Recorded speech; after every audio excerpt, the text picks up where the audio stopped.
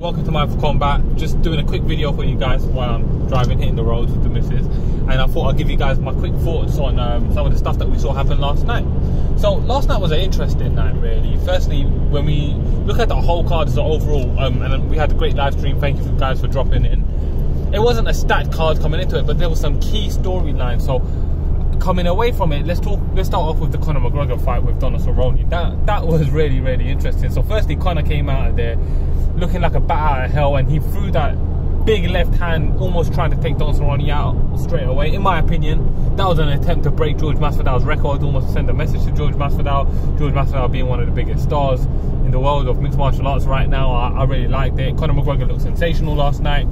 Donald Cerrone has always been a slow starter, and in my pre-fight breakdown, one of the things that I said was that Donald Cerrone struggles early and Conor McGregor excels early, and that's what spelled recipe for disaster, especially for Donald Cerrone, in my opinion, and that's how it panned out. So Donald Cerrone was never really able to get going. Those shoulder shots were pretty weird and in a lot of ways exceptional, but it was a really good way for Conor McGregor to get back on the winning track, start his 2020 campaign and get the UFC campaign for 2020 rolling. That sets up some really intriguing fights. For me personally, I wouldn't mind seeing him get matched up with George Masvidal, especially if George Masvidal doesn't want to fight for the belt straight away. I don't think Conor McGregor is necessarily deserving of a lightweight title shot with a win over Donald Cerrone, coming off 2 losses for his first win at lightweight since Eddie Alvarez in 2016. I think Justin Gaethje should be able to get his title shot, but if he's not getting the title fight with if Justin Gaethje's not getting it and he gets the winner of Khabib and Tony, then whatever. I would rather see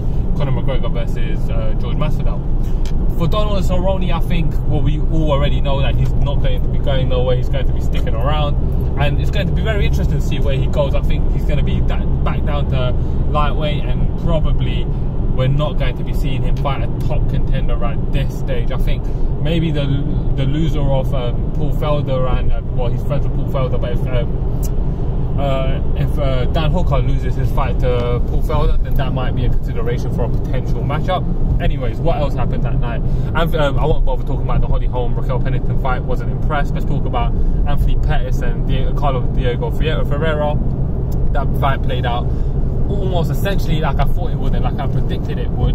That wasn't a good night for Anthony Pettis, and Anthony Pettis, in my opinion, really needs to look at what he wants to do and reevaluate. I think maybe a shake-up of gym settings could help change some things up and get the ball rolling, maybe get some momentum again. He clearly's got to drop his level of competition that he's fighting to right now. Anthony Pettis, since losing the belt, since starting off his career at 18-2 as a world champion in both WC and UFC, is what, essentially 4-8 since then. That's not a good place to be in. Haven't enjoyed seeing that, but yeah, let's see. Hopefully Anthony Pettis drops down in competition. I want him to take some time off, really. I think that's what should be next for him, and he should consider fighting lower level of competition and changing up his camp.